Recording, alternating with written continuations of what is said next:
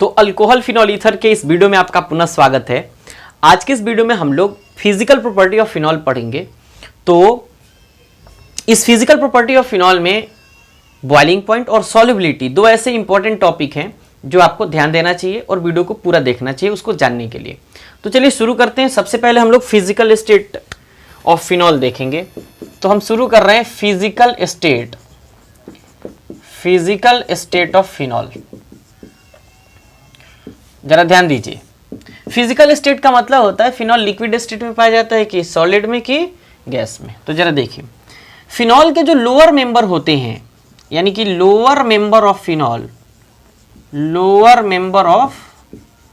Phenol ये liquid होते हैं। कैसे होते हैं? Liquid. Lower member of phenols are liquid at RTP पर कैसे होते हैं? लिक्विड होते हैं। ये लोअर मेंबर ऑफ फिनॉल क्या होते हैं? जरा ध्यान से देखिए, ये मोनोहाइड्रिक फिनॉल जो होते हैं, ये मोनोहाइड्रिक फिनॉल लोअर मेंबर होते हैं और इसके साथ कोई सब्स्टिट्यूएंट भी आप जोड़ सकते हैं, जैसे ये हाइड्रोक्सीटोलुइन भी आप कह सकते हैं, लेकिन ये फिनॉल ही है। क्लियर है? तो ये लोअर मेंबर ऑफ फिनॉल है। दूसरी अगर बात करें तो जितने हायर मेंबर होते हैं फिनॉल के, हायर मेंबर ऑफ फिनॉल, ये क्या करते हैं? ये कैसे रहते भाई? लोअर मेंबर ऑफ फिनॉल तो भाई लिक्विड स्टेट में, लेकिन हायर मेंबर ऑफ फिनॉल जो होते हैं ये पार्टली सॉलिड होते हैं। कैसे सॉलिड? पार्टली सॉलिड होते हैं।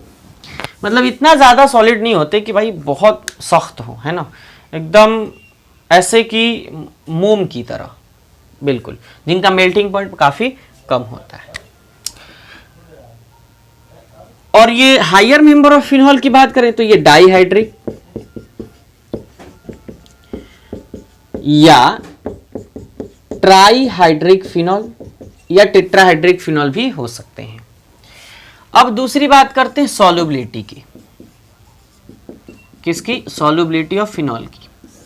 यानी कि सॉल्युबिलिटी का मतलब क्या होता है? वाटर में सॉल्युबल होता है कि नहीं होता है, ऑर्गेनिक सॉल्वेंट में सॉल्युबल होता है कि नहीं होता है। जरा ध्यान से सुनिए, फिनॉल्स में ये जो हाइड्रोजन होता है ये काफी आसानी से हाइड्रोजन बॉन्डिंग करता है वाटर के साथ, इसलिए ये सॉल्युबल होते हैं।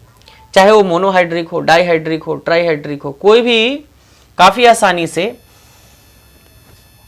हाइड्रोजन बॉन्डिंग का निर्माण करते हैं, इसलिए सॉल्युबल होते हैं। चेक करिए जरा, अगर हम यहां एक ऑक्सीजन एटम, यहां एक हाइड्रोजन एटम और यहां एक हाइड्रोजन एटम रखें तो ये HHOH2 हो जाएगा। ये हाइड्रोजन और ये ऑक्सीजन आपस में ना हाइड्रोजन बॉन्डिंग बनाते हैं। इसी तरीके से पुनः अगर एक हम फिनॉल रखें यहां, तो ये फिनॉल का ये ऑक्सीजन पुनः हाइड्रोजन बॉन्डिंग करता है किसके? वाटर के एक हाइड्रोजन एटम के साथ, और ये पुनः हाइड्रोजन एक वाटर के मॉलिक्यूल से हाइड्रोजन बॉन्डिंग करता है और ये चेन चलता रहता है। चाहे ये मोनोहाइड्रिक फिनॉल हो, डाइहाइड्रिक फिनॉल भी हो सकता है ना, ट्राइहाइड्रिक फिनॉल भी। तो कोई भी फिनॉल हो काफी आसानी से ना ये हाइड्रोजन बॉन्डिंग का फॉर्मेशन करता है। देखिए जरा, ये हाइड्रोजन बॉन्डिंग है। तो हाइड्रोजन बॉन्डिंग का निर्माण करने के कारण जितने मोनोहाइड्रिक या डाइहाइड्रिक या ट्राइहाइड्रिक फिनॉल कैसे होते हैं? ये वाटर सॉल्युबल होते हैं। बात क्लियर हुई? ये कैसे होते हैं? वाटर सॉल्युबल होते हैं। किसके कारण भाई? हाइड्रोजन बॉन्डिंग के कारण। किसके कारण? हाइड्रोजन बॉन्डिंग के कारण। किसके कारण? हाइड्रोजन बॉन्डिंग के कारण। इसका हमने यहां लिख दिया है। ये क्या है? हाइड्रोजन बॉन्डिंग है। क्लियर है? चलिए इसको नोट करिए, फिर आगे बढ़ते हैं। चलिए अब बात करते हैं बॉइलिंग पॉइंट की। ठीक है, देखते हैं जितने फिनॉल्स होते हैं। अभी आपने देखा कि ये फिनॉल ऑक्सीजन के साथ काफी आसानी से क्या बना रहे थे? ऑक्सीजन के साथ काफी आसानी से हाइड्रोजन बॉन्डिंग कर रहे थे। काफी आसानी से हाइड्रोजन बॉन्डिंग कर रहे थे। ये तो आपको मालूम है। ये फिनॉल, ये फिनॉल, ये फिनॉल। हाइड्रोजन और ऑक्सीजन के बीच के जो बॉन्ड हैं ये इंटरमॉलिक्यूलर हाइड्रोजन बॉन्ड है। Intermolecular hydrogen bond. और ये इंटरमॉलिक्यूलर हाइड्रोजन बॉन्ड बहुत ही स्ट्रांग होते हैं, और चूंकि ये चेन चलता ही रहता है, कभी टूटता नहीं, तो यहां भी हाइड्रोजन बॉन्ड, यहां भी, फिर आगे बढ़ाएंगे तो वहां भी।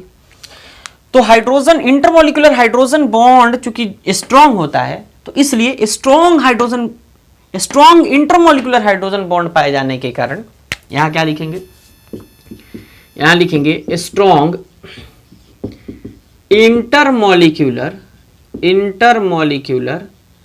हाइड्रोजन बॉन्ड,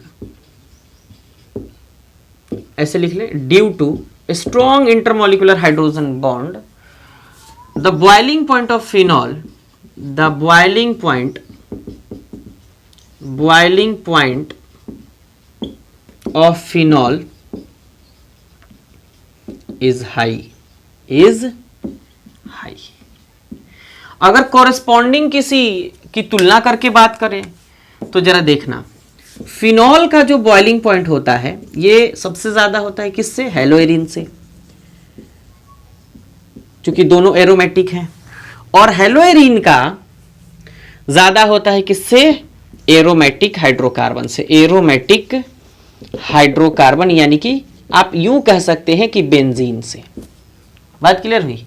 तो सबसे ज्यादा किसकी, फिनॉल की, किसके कारण, स्ट्रॉन्ग इंटरमॉलिक्यूलर हाइड्रोजन बॉन्ड के कारण। क्लियर हुआ?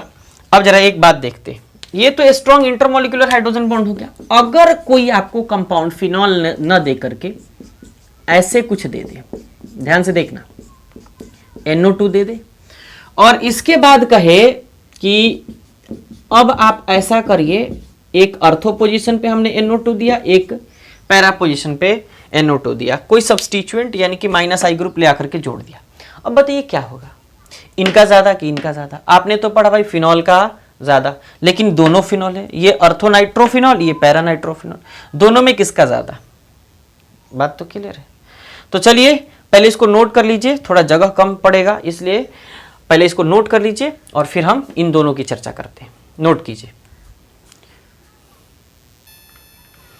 तो चलिए अब देखते हैं कि अर्थोनाइट्रोफिनॉल का बॉइलिंग पॉइंट ज्यादा होगा कि पैरानाइट्रोफिनॉल का। ये है आपका फिनॉल, और ये अर्थो पोजीशन पे हमने क्या किया, अर्थो पोजीशन पे हमने NO2 ग्रुप जोड़ दिया। तो जरा ध्यान से देखना, ये जो O और ये H है, और इधर एक और फिनॉल हम बना रहे हैं, जरा ध्यान से देखना,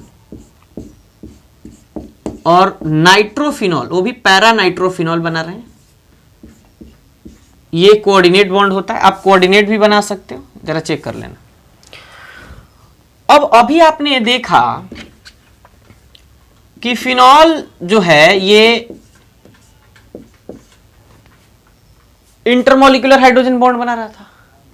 अब अगर कोई -I ग्रुप जुड़ जाए या कोई सब्स्टिट्यूएंट जुड़ जाए, तो हमेशा अगर वो बॉन्ड बनाएगा तो इंट्रामॉलिक्यूलर हाइड्रोजन बॉन्ड बनाएगा, और intramolecular hydrogen bond intermolecular hydrogen bond से कमजोर होता है। इंट्रा अंदर होता है और इंटर बाहर होता है।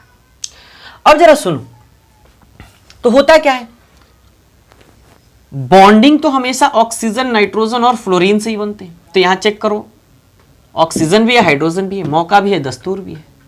तो हाइड्रोजन इसके साथ इंटरमॉलिक्यूलर हाइड्रोजन बॉन्ड बना लेता है, और यहां से ये हाइड्रोजन इनके साथ intermolecular hydrogen bond, intramolecular hydrogen bond बना लेता है। ये भी इंट्रामॉलिक्यूलर हाइड्रोजन बॉन्ड बना लेता है। तो अब इस इंट्रामॉलिक्यूलर हाइड्रोजन बॉन्ड को अगर कोई दिखाना चाहे तो आप ऐसे आप दिखा सकते हैं, आप डॉट से भी दिखा सकते हैं, लेकिन आप ऐसे अगर दिखाएं तो ज्यादा अच्छा रहता है। अब देखिए जरा, जो अर्थोनाइट्रोफिनॉल है, इसके हाइड्रोजन और ऑक्सीजन के बीच का जो इंट्रामॉलिक्यूलर हाइड्रोजन बॉन्ड है, ये इंट्रामॉलिक्यूलर हाइड्रोजन बॉन्ड है, ये वीक होता है किससे, इस इंट्रामॉलिक्यूलर हाइड्रोजन बॉन्ड से, इंट्रामॉलिक्यूलर हाइड्रोजन बॉन्ड से। मतलब साफ है कि अगर अर्थो पोजीशन पे, देखना जरा, ये अर्थो पोजीशन पे अगर इंटरमॉलिक्यूलर हाइड्रोजन बने तो पैरा पोजीशन के इंटरमॉलिक्यूलर हाइड्रोजन बॉन्ड से कमजोर होता है, मतलब ये स्ट्रॉन्ग। तो पैरा नाइट्रो ये क्या है, फिनॉल है। तो मतलब साफ है कि अगर ये स्ट्रॉन्ग है, कैसा है, स्ट्रॉन्ग है, और अगर ये वीक है, अगर ये कैसा है, वीक है, इसमें जो बॉन्ड है कैसा है, वीक है, तो पैरानाइट्रोफिनॉल का क्या कह सकते हैं, बॉइलिंग पॉइंट ऑफ अर्थोनाइट्रोफिनॉल, नाइट्रोफिनॉल, यानी कि अर्थोनाइट्रोफिनॉल का बॉइलिंग पॉइंट लेस होगा, इज लेस देन किससे, पैरानाइट्रोफिनॉल। तो पैरानाइट्रोफिनॉल का बॉइलिंग पॉइंट अर्थोनाइट्रोफिनॉल से ज्यादा है। किसके कारण, इंट्रामॉलिक्यूलर हाइड्रोजन बॉन्ड के कारण। चूंकि पैरा पोजीशन का जो इंट्रामॉलिक्यूलर हाइड्रोजन बॉन्डिंग होता है ये स्ट्रॉन्ग होता है और यहाँ का अर्थो का कमजोर होता है। क्लियर है? तो चलिए इसको नोट करिए और फिर हम टॉक्सिक नेचर की बात करते हैं। देखना जरा, फिनॉल्स जो होते हैं ना, phenols are toxic in nature, toxic in nature मतलब ये ना नेचर में जहरीले होते हैं। दूसरी बात, जहरीले होते हैं वो तो अलग बात है, लेकिन डाइल्यूट फिनॉल का जो यूज है, डाइल्यूट फिनॉल का यूज एंटीसेप्टिक के फॉर्म में किया जाता है। Used in, dilute phenol used in antiseptic मतलब कहीं कट गया, छिल गया तो उसकी जगह भी इस फिनॉल का इस्तेमाल किया जाता है। और ये काफ़ी अच्छा एसिडिक होता है, काफ़ी अच्छा एसिड भी है। थोड़ा कैमरा हिल गया है, एडजस्ट कर लीजिएगा, ठीक है? तो पता नहीं कैसा दिख रहा है, थोड़ा सही कर लें। तो बिल्कुल ऐसा दिख रहा है, अब सही है, अब सही है, ठीक है? चलिए ठीक है, तो अब सही है। तो ये आपका total physical property of phenol रहा। इसमें सॉल्युबिलिटी और ये बॉइलिंग पॉइंट, ये दो बहुत ही महत्वपूर्ण टर्म है और ये एग्जाम में ऑब्जेक्टिव के टर्म में पूछा जाता है। क्लियर है? तो चलिए इसको नोट करिए और फिर अब बताइए आपको ये वीडियो कैसा लगा। अगर आपको ये वीडियो पसंद आए तो फिर वीडियो को लाइक करिए, अपने दोस्तों के साथ शेयर करिए और चैनल पे अगर पहली बार आए हो तो चैनल को सब्सक्राइब करके बेल आइकन को जरूर प्रेस करिए। चलिए मिलते हैं नेक्स्ट वीडियो में। इसके बाद हम लोग एसिडिटी ऑफ फिनॉल पढ़ेंगे। मिलते हैं नेक्स्ट वीडियो में। वीडियो देखने के लिए आपका बहुत बहुत शुक्रिया।